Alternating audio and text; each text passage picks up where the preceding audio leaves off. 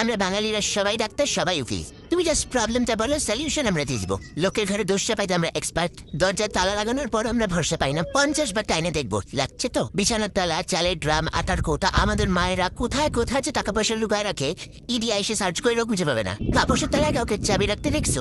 আমরা দরজায় তালা লাগায় চাবিটা কাপড়ের তালায় রাখি ভাবে যে কেউ জানতে পারবে না, বিন্দাস নিশ্চিন্তে চলে যায় বাইরে। বাঙালিদের প্রধান অস্ত্র কাঠি। যাকে দেখবো একটু উন্নতি করতেছে, কাঠিবাজি কইরে নিচে নামায় দিব। আমরা গরমের দিনে বেশিক্ষণ ফ্যান চালানোর পর ভাবি যে এবার ফ্যানটাকে একটু রেস্ট দেওয়া উচিত। অনেকক্ষণ চলছে। ফ্যানের ধুলা পরিষ্কার করার পর আমার মা বলে, দেখছিস ফ্যানটা কত জোরে ঘুরতেছে? আমাদের ধারণা যে লাইট অফ করে রাখলে ঘর ঠান্ডা হয়। পেট খারাপ একজনের, আর বাড়ি শুদ্ধ সবাই পেঁপের ঝোল খাচ্ছে। ভাতটা আমাদের চাই। মানে আমি এরকমও দেখছি আমার মা চাইনিজ রেস্টুরেন্টে গিয়ে ওয়েটারকে বলতেছে ভাত পাওয়া যাবে। আমরা মাছে ভাতে বাঙালি, মাছ ছাড়া আমাদের চলে না। We are too much.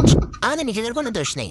আমরা কি বলি সাথে গন্ধ নাই আমাকে পাদে। তারই টাইম বলে তো কথা আছে না, যে আমরা কোনো কিছু টাইমলি করি না।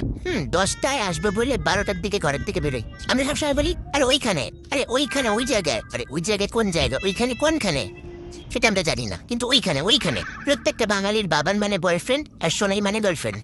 অন্য কোনো শহরে বা অন্য কোনো দেশে গিয়ে যদি একটা বাঙালি আরেকটা বাঙালিকে খুঁজে পায়, যে কি পরিমাণ খুশি হয় বলার মতো না। আরে দাদা আপনি বাঙালি, আরে মশাই আগে বলবেন তো। লোকজনদেরকে বাড়িতে ডাইকে ঠুইসে খাওয়ায় আধমারা করে দিতে পারলে আমরা ভাবি যে না এইবার ঠিকঠাক আপ্যায়ন হয়েছে। তা সত্ত্বেও আমরা বাঙালিরা রসগোল্লার মতন মিষ্টি।